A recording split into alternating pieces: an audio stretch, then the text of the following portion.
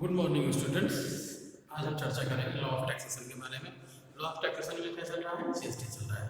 तो कल हमने क्या समझा जीएसटी के बारे में? जीएसटी की डिफिनेशन को समझा, जीएसटी के मतलब को समझा और उसके हमने फायदे को समझा कि इसके जीएसटी में क्या क्या चीज़ें होती हैं, उसके फायदे क्या हैं। आज हम समझेंगे जीएसटी में कौन कौन से एक्ट हैं। ठीक ठीक जीएसटी में सबसे पहले हम क्या देखते हैं? कॉन्स्टिट्यूशन अमेंडमेंट जो उसमें ठीक है। जीएसटी के पहले तो ऐसा कोई था नहीं कि कोई, इससे पहले जीएसटी क्या था? जीएसटी के पहले तमाम सेंट्रल लेवल के बहुत सारे टैक्स थे, स्टेट लेवल के बहुत सारे टैक्स थे, उसी को कंपाइल करके जीएसटी बनाया गया। ठीक है। तो संविधान में इस तरह कोई जो प्रावधान था नहीं, तो सबसे पहले जीएसटी के लिए संविधान के 11वें भाग अनुच्छेद 246 में 246A में लाकर जीएसटी को जोड़ा गया। ठीक है। तो उसमें कौन कौन से एक्ट बनाए गए जीएसटी में, फिर देखते हैं कौन कौन से एक्ट बनाए गए 246 में। जीएसटी में 4 प्रकार के एक्ट को बताया। ठीक है।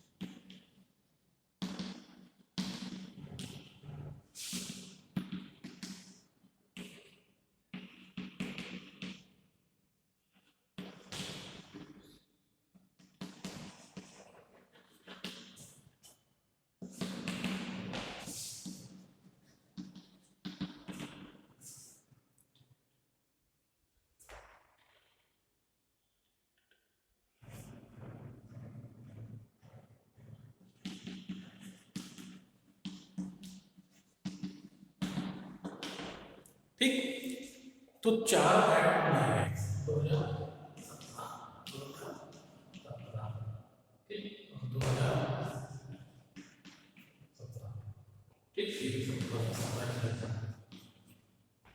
ठीक, अब हम देखते हैं कौन कौन से एक्ट बनाए गए जीएसटी को लेकर। आर्टिकल 246 में हमने पढ़ा था, 246 भारतीय संविधान 246 क्लॉज ए में कौन कौन चीजें बताएंगे जीएसटी को लेकर।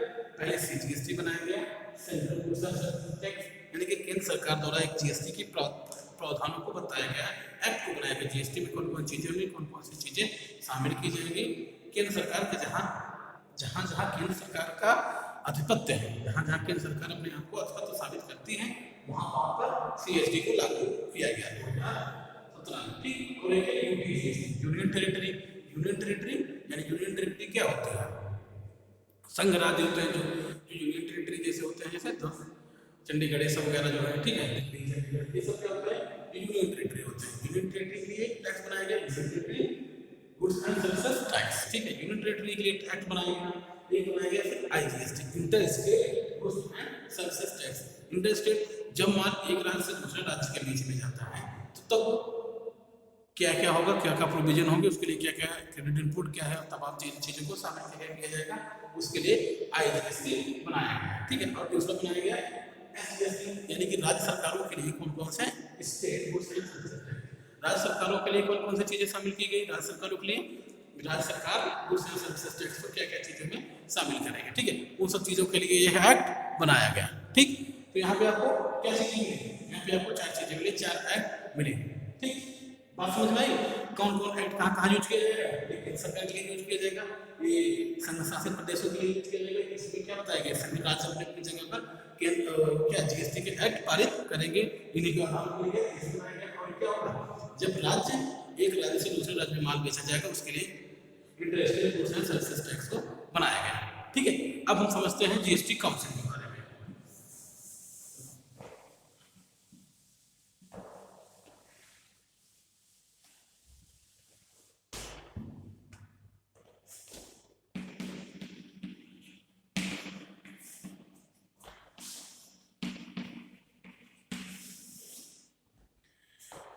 जीएसटी काउंसिल का मतलब क्या है? 279 सब क्लॉज ए इंडियन भारतीय संविधान के 279 सब क्लॉज ए में एक जीएसटी काउंसिल की स्थापना की गई। ठीक है, जीएसटी काउंसिल में क्या क्या चीजें होंगी? सबसे पहला, ठीक, जीएसटी काउंसिल क्या करेगा? पहले इसे हम देखते हैं मेंबर कौन करते हैं, इनका काम क्या होता है। इसमें जीएसटी काउंसिल कमेटी में एक चेयरपर्सन,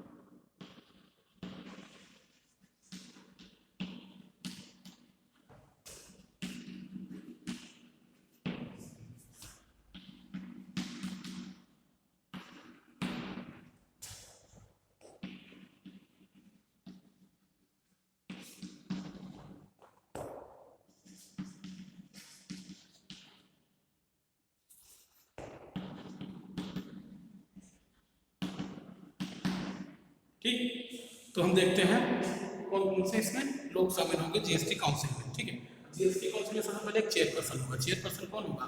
भारत का वित्त मंत्री जो होगा, भारत का जो वित्त मंत्री होगा उसे चेयरपर्सन बनाया जाएगा। ठीक है, वाइस चेयरपर्सन किसे बनाया जाएगा? जिसे भारत का वित्त मंत्री, कोई राज्य का वित्त मंत्री है, उसे जो चाहे जब चाहे उसे अपॉइंट कर सकता है। ठीक है, किसी एक को बना सकता है, राज्य का जो वित्त मंत्री होते हैं उन्हें बना सकता है। और उसमें मेंबर कितने होते हैं? उसमें स्टेट के जितने भी फाइनेंस मिनिस्टर होंगे, ठीक है, वो होंगे, और एक स्वतंत्र प्रधानमंत्री होगा जो यूनियन मिनिस्ट्री का मेंबर होगा। ठीक, तो कुल मिलाकर जितने राज्य होंगे वो चेयरपर्सन, वाइस चेयरपर्सन से मिलकर एक कमेटी बनाई जाती है। अब कमेटी की कहते हैं कोरम कितना होता है, कमेटी की मीटिंग कब होगी, यानी कि कोई कमेटी में कितने परसेंट पे काम करेगी, कमेटी फंक्शन में करेगी, कमेटी अपना मीटिंग कब करेगी। ठीक, कमेटी मीटिंग अपनी कब करेगी? जब 50% जितने टोटल मेंबर्स हैं उसके 50% मेंबर पूरे हो जाते हैं तो कमेटी अपना काम पूरी तरह से चालू कर सकती है। ठीक है, 50% का हो गया। अब डिसीजन कैसे ले सकती है? तो यानी कि जितने भी वहाँ पे मेंबर प्रेजेंट होंगे, वहाँ का थर्ड फोर्थ 3/4 मेजोरिटी जितने भी होगी, सब उसमें 3/4 मेजोरिटी के मेंबर होंगे। किसी चीज को लेकर अपनी सहमति बना लेते हैं तो वो चीजें पास हो जाएंगी। ठीक है, काउंसिल के माध्यम से, जीएसटी काउंसिल के माध्यम से। ये सब प्रावधान भारतीय संविधान आर्टिकल 279 सब क्लॉज ए में शामिल किया है। 101वें संविधान संशोधन के, ठीक है, 101वें संविधान संशोधन के माध्यम से जीएसटी काउंसिल में आर्टिकल 279 के को जोड़कर जीएसटी काउंसिल बनाया गया। और जीएसटी काउंसिल में कौन कौन से लोग होंगे?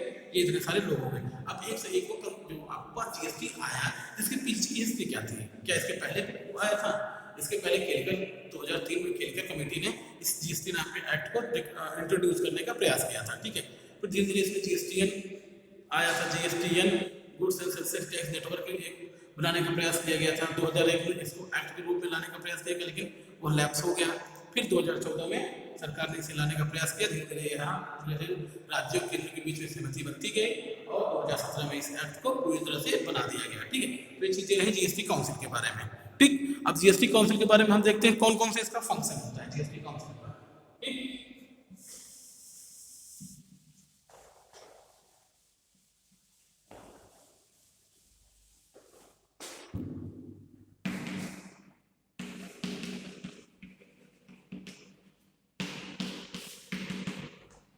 जीएसटी काउंसिल का हम फंक्शन देखते हैं। ठीक है, अब जीएसटी काउंसिल क्या क्या चीजें करते हैं? देखिए, जब ये काउंसिल बैठेगी अपनी मीटिंग में तो कौन कौन सा निर्णय ले सकती है, उसके फंक्शनिंग एरिया कहाँ तक है, वह कहाँ तक जाकर नियम को बना सकती है, कौन कौन से नियमों को वो बना सकती है। तो उसमें सबसे पहले आता है वह कौन कौन से सर्विसेज शामिल की जाएंगी। ठीक है, जिस पे जीएसटी लगाया जाए, कौन कौन से गुड्स शामिल किए जाएंगे कि जिस पे जीएसटी लगाया जाए, किस किस सर्विसों को बाहर कर देना है। ठीक है, जीएसटी में से किस किस सर्विसेज सेवाओं को बाहर करना है जिस पे टैक्स न लगाया जाए, कौन कौन से गुड्स को शामिल कर देना, बाहर कर देना है कि उस पर टैक्स न लगाया जाए, यानी कि किसी वस्तु और सेवा पे कौन कौन सी वस्तु पे सेवा पे कर लगाया जाएगा जीएसटी, और कौन कौन सी सेवा पे बाहर रखी जाएगी। इन सब की ये सब क्या है, इन सब के बारे में निर्णय लेने का जीएसटी काउंसिल को होगा। ठीक है, ये काम करेगी। दूसरे काम करेगी रेट्स कितने हैं, जीएसटी के जो रेट्स होते हैं, किस वस्तुओं पर कितना रेट लगाया जाएगा, किस सर्विसेज पे कितना रेट लगाया जाएगा, उस रेट से स्लैब कितने कितने होंगे, किन वस्तुओं को उस रेट से बाहर रखा जाएगा, कितने पे कितना टैक्स क्रेडिट इनपुट दिया जाएगा, ये सब चीजें निर्णय लेने का अधिकार जीएसटी काउंसिल को होता है। ठीक है, और इसको रूल को चलाने में और इसमें कौन कौन से अमेंडमेंट किए जा सकते हैं, समय समय पर कौन कौन सी चीजें ऐसी आ सकती हैं, कौन कौन से इसमें जोड़ा जा सकता है, इसको लेके हो सकता है करते हैं। ठीक है, और दूसरी बात जीएसटी की जो कलेक्शन होता है उसको बढ़ाने के लिए और क्या सा प्रयास कर सकते हैं, ये भी इनका फंक्शन होता है। और एक चीज होता है, और ये क्या करते हैं जीएसटी को, ठीक है, कहाँ कहाँ पर अभी शामिल करना है, किस किस चीज़ों पर शामिल, जो चीज़ें छोड़ी गई हैं उसको कब शामिल किया जाए, इसके संबंध में निर्णय लेते हैं। ठीक है, इस प्रकार से देखते हैं जीएसटी अपना पूरी तरह से फंक्शनिंग एरिया पे काम करती है, यानी कि जहाँ पर उसे इसको बेहतर, इस एक्ट को और कितना बेहतर बनाया जा सकता है, इसका इम्प्लीमेंटेशन और बेहतर तरीके से कैसे किया जा सकता है, इन सब बारे में निर्णय ये जीएसटी काउंसिल अपने हिसाब से फंक्शनिंग के हिसाब से लेते हैं। ठीक है, यहाँ तक हुआ। अभी हम लोगों ने जीएसटी काउंसिल के बारे में समझा, अब कुछ हम डिफिनेशन पढ़ लेते हैं जीएसटी में। ठीक है, जीएसटी की कुछ डिफिनेशन जिसे दी गई हैं। ठीक, जीएसटी की डिफिनेशन तो हमने समझी थी। ठीक है, जीएसटी की डिफिनेशन हमने समझी थी, किसमें था, आर्टिकल 366 सब क्लास 12A में क्या था, कोई भी गुड्स और सर्विसेज या दोनों कोई प्रोवाइड कर रहा हो जिसमें मनी और सिक्योरिटी ना हो, वो सब क्या माने जाएंगे। ठीक, जब किसी वस्तु और सेवा पर या दोनों पर कोई कर लगाया जाता होता है वो सब जीएसटी के अंदर माने जाते हैं, लेकिन धन और किसी सिक्योरिटी पर प्रतिभूतियों पर को छोड़कर। ठीक, ये था जीएसटी की डिफिनेशन। अब दूसरी डिफिनेशन हम देखते हैं। ठीक है, और देखते हैं कंसिडरेशन की definition to CGST act, CGST act 2017।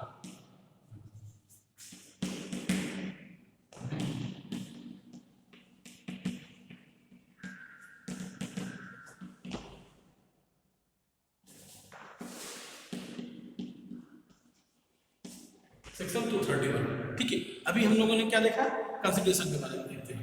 ठीक है, आपने कंसिडरेशन को पढ़ा होगा, इसमें कंसिडरेशन को पढ़ा होगा भारतीय संविधान अधिनियम में। भारतीय संविधान अधिनियम की धारा किसमें, 2 कंसिडरेशन को पढ़ा होगा। तो कंसिडरेशन की वो डिफिनेशन अलग है। यहाँ पर कंसिडरेशन का मतलब क्या है, कोई भी व्यापार आप करते हैं जिससे आपको कोई भी ऐसी चीजें करते हैं, कोई वस्तु का बिजनेस करते हैं, कॉमर्स बिजनेस करते हैं या किसी सर्विस का बिजनेस करते हैं, उसमें आपको किसी तरह से धन का अर्जन होता है तो क्या माना जाएगा, जो भी चीज आपको प्राप्त होगी वो क्या माना जाएगा, कंसिडरेशन माना जाएगा। यानी किसी भी व्यवसाय में, कैसे व्यवसाय में, जिसमें जो व्यवसाय में आप गुड्स और सर्विसेज को बेच रहे होते हैं, कोई धन या गेन जनरेट होता है तो क्या माना जाएगा, कंसिडरेशन माना जाएगा। ठीक, अगली डिफिनेशन हम समझते हैं बिजनेस की। ठीक, अगली डिफिनेशन हम समझते हैं बिजनेस की।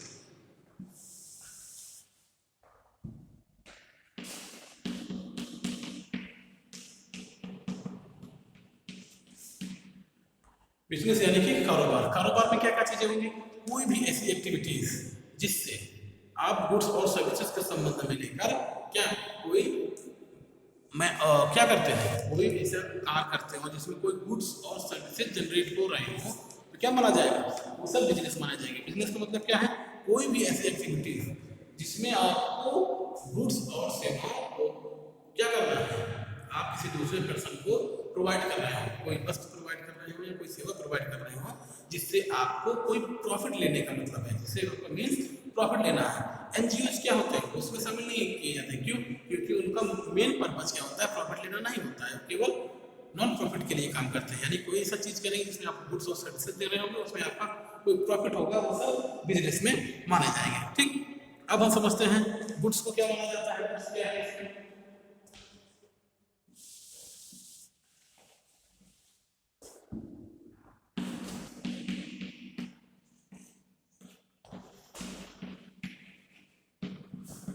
गुड्स की डिफिनेशन समझते हैं। ठीक है, गुड्स की डिफिनेशन को समझने के लिए क्या है, सीजीएसटी एक्ट। ठीक, सीजीएसटी एक्ट में पूरी तरह से बताया गया है गुड्स क्या क्या चीजें होती हैं। कोई इमूवेबल प्रॉपर्टी, ठीक, कोई भी इमूवेबल प्रॉपर्टी क्या हो जाएगी, कोई इमूवेबल प्रॉपर्टी क्या होती है, वो गुड्स होती है, लेकिन कुछ चीजों को छोड़कर, किसको, मनी और सिक्योरिटी को छोड़कर।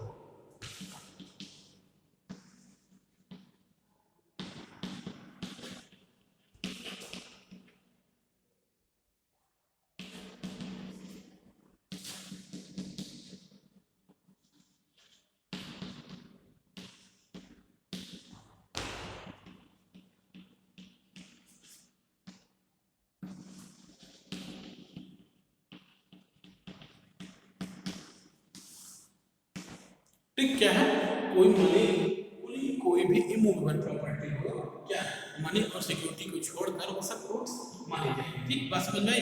कोई भी देखिए, माल किसे कहा जाएगा, इसे गुड्स क्या कहेंगे, गुड्स का मतलब माल, माल किसे माना जाएगा, जिसे इसमें एक्शनेबल क्लेम आए जाएंगे, और किसे, ठीक है, क्या है, कोई ऐसा क्रॉप है मूवेबल प्रॉपर्टी, जिस मूवेबल प्रॉपर्टी क्या होती है, जिसको एक स्थान से आप दूसरे स्थान पर उठाकर रख सकते हैं, तो सब क्या माना जाएगा, वो सब माना जाएगा, गुड्स माना जाएगा। ठीक, मूवेबल प्रॉपर्टी। लेकिन पैसे को भी जब उठा के रख लेते हैं, इसको नहीं माना जाएगा, किसी प्रतिभूत को गुड्स नहीं माना जाएगा। ठीक है, अब देखते हैं, कोई एक्शनेबल क्लेम है, उसको भी माना जाएगा। ठीक है, और क्या चीजें, आपने मान लीजिए कोई क्रॉप है, कोई पेड़ है, ठीक है, पेड़ जब तक खड़ा है तो क्या है, वो इमूवेबल है, लेकिन जैसे वो काट लिया जाता है वो मूवेबल प्रॉपर्टी हो जाती है, वो सब चीजें क्या मानी जाएगी, गुड्स मानी जाएगी। ठीक है, बात समझ में आई? अब हम समझते हैं सर्विस।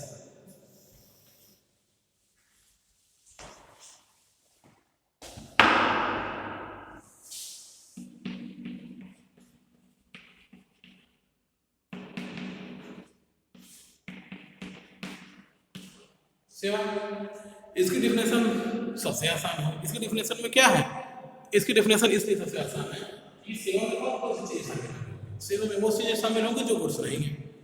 क्या बात, क्या चीज कहेंगे, जो चीजें गुड्स नहीं है जीएसटी में, which goods are not included, which type goods are not including goods that can be all is a service, यानी कि जो वस्तुएं क्या होती हैं, वस्तु के रूप में नहीं होती हैं, जो आपको दिखाई नहीं देती, लेकिन फिर भी आप उसका बिजनेस कर रहे हैं, धन जनरेट कर रहे हैं, वो सब चीजें आपको सर्विसेज मानी जाएंगी।